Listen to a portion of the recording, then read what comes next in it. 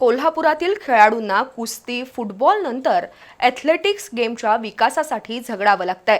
या खेळाडूंना ॲथलेटिक्ससाठी एकाच छताखाली विविध खेळांच्या मैदानाची उपलब्धता करून देण्याच्या उद्देशानं भाजप युवा मोर्चाचे प्रदेशाध्यक्ष कृष्णराज महाडिक यांनी 10 कोटी रुपये निधीच्या मागणीचा प्रस्ताव तयार केलाय।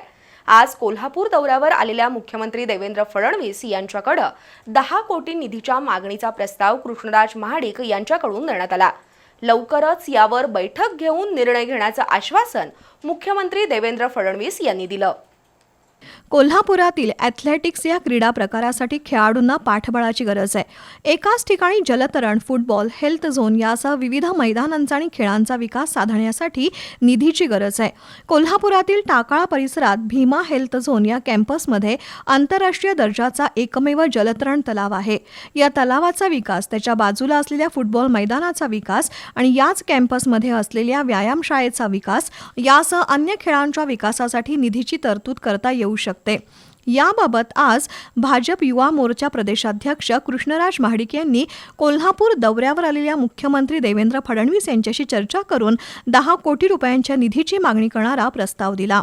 जवळपास 7 ते 8 जिल्ह्यांमध्ये असणारा एकमेव ऑलिम्पिक साइजचा स्विमिंग पूल आहे आणि त्या पूर्ण जागेमध्ये जवळपास 3 एकरची ती जागा आहे, ज्यामध्ये 3 ते 4 डिसिप्लिन्स आपल्याला डेव्हलप करण्याची संधी आहे। म्हणजे स्विमिंगच्या बरोबर फुटबॉल आहे, तिथं जिम्नेजियम आहे, अशा अनेक स्पोर्ट्सचं डेव्हलपमेंट तिथं करता येते।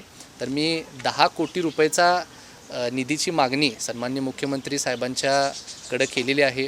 त्यांनीसुद्धा मला एक विश्वास व्यक्त केला आहे की लवकरच आपण हे प्रश्नसुद्धा मार्गी लावूया आणि मला खात्री आहे की ह्या डेव्हलपमेंटच्या माध्यमातून एक खूप मोठी प्रगती आपल्या खेळाडूंची होऊ शकते। विशेषतः स्विमिंग एक अशी गोष्ट आहे की फुटबॉल आणि कुस्तीबरोबर सुद्धा फार प्रगतशील आपल्याला संपूर्ण कोल्हापूर जिल्ह्यामध्ये दिसते आणि खेळाडूंना एकत्रित ह्या डेव्हलपमेंटच्या माध्यमातून अतिशय फायदा होईल अशी मला खात्री आहे। यावर मुंबईत बैठक घेऊन कोल्हापूरच्या ॲथलेटिक्स विकासासाठी सर्वतोपरी प्रयत्न करण्याची ग्वाही मुख्यमंत्री देवेंद्र फडणवीस यांनी दिली। लवकरच भीमा हेल्थ झोनमध्ये ॲथलेटिक्सच्या विकासासाठी निधीची उपलब्धता होण्याची शक्यता निर्माण झाल्यानं खेळाडूंमध्ये आनंदाचं वातावरण आहे।